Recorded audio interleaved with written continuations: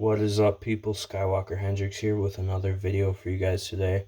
Today I am looking at my top 10 underrated Black Series figures.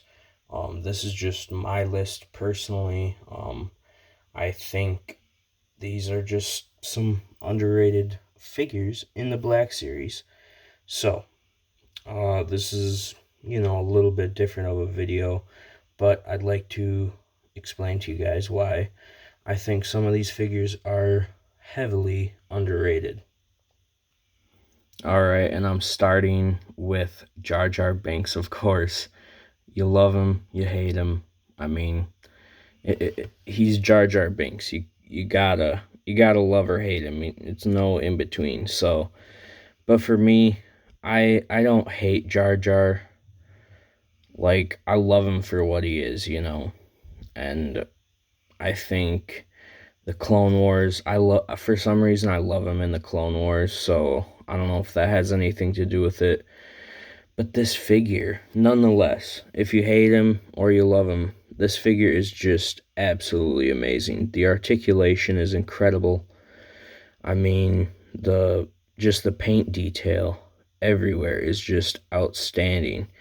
He looks absolutely fantastic in my opinion. I mean, look at those eyes. It is just insane. And just all the paint apps, the wash on the jacket, and just all this printing detail, the fade down right here, he just looks absolutely fantastic in my opinion. And that is why he is on my top 10 underrated list. And this is not in like any particular order. I just think these are underrated figures. Next up, we have the Remnant Trooper from The Mandalorian, and this is just specifically the Remnant Trooper, which most people call the Burnt Marshmallow Trooper. But I don't know why, I absolutely love this figure, and I love the weathering on it. I know that all of them will look the same, but I don't know, they look fantastic in like a Tatooine display or just with your Mandalorians. Just a great, great, great figure in my opinion. I just really, really enjoy the weathering. And me personally, I have him on my Star Wars 77 A New Hope shelf as a kind of Tatooine sand trooper, if you will, and I think it fits perfectly next to, like, walking next to the dewback. It's amazing. So that is why it is underrated in my opinion. Next up, we have Bossk, and I wouldn't say many people would think of him as being underrated, but I just think he isn't talked about enough as one of the top Black Series figures in the line, at least top 20. I mean, he's just amazing. The articulation isn't crazy good, but like, he just looks fantastic. And like, I mean, just look at him. He looks absolutely fantastic any angle you got him at. And the mouth is articulated, so you can, get him opening his mouth, or you can have him with his mouth closed.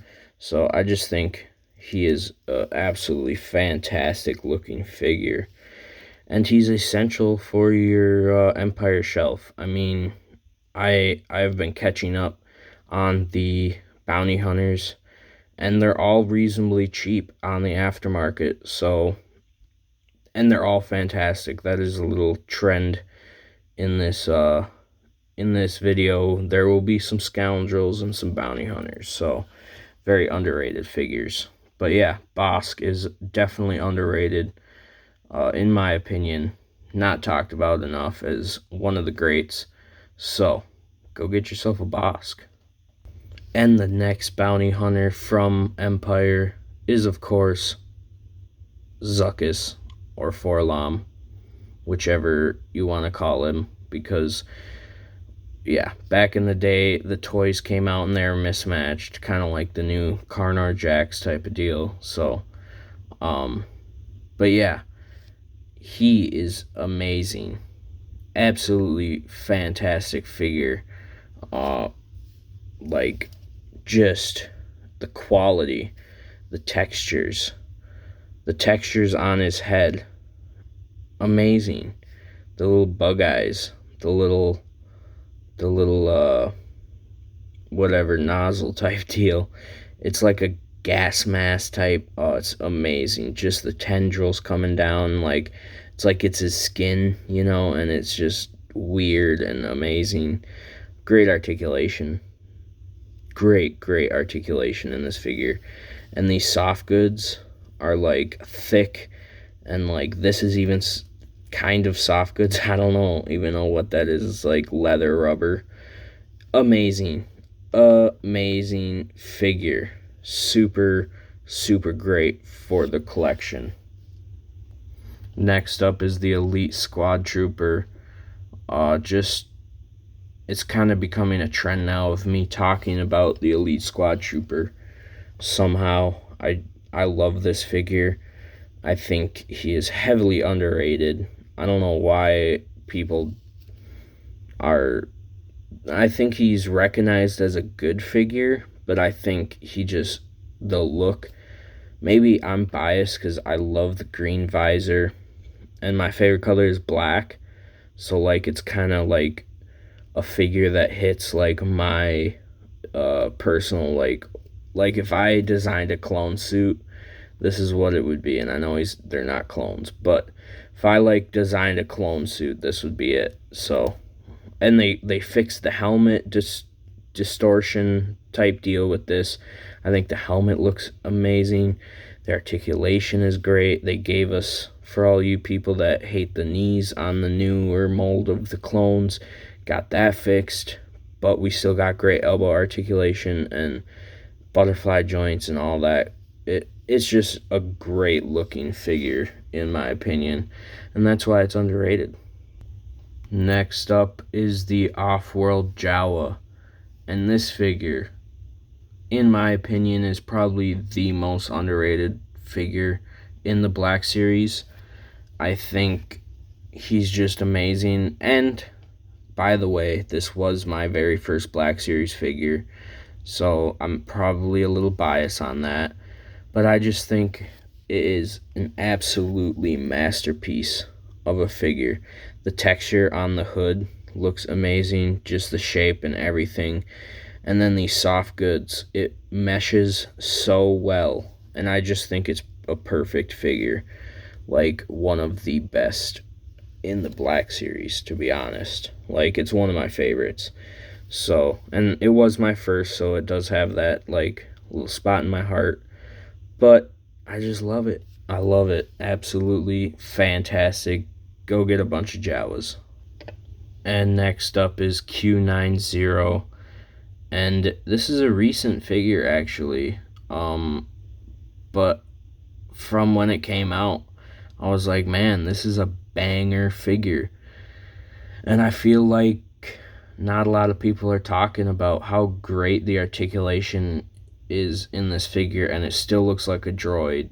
It's just amazing. I think the attention to detail and the weathering on this figure is perfect. Like, I think Hasbro just went all out on this figure, and it paid off because I really love this figure, to be honest. Like, I think, again, I say this a lot, but I think it's one of the best in the Black Series.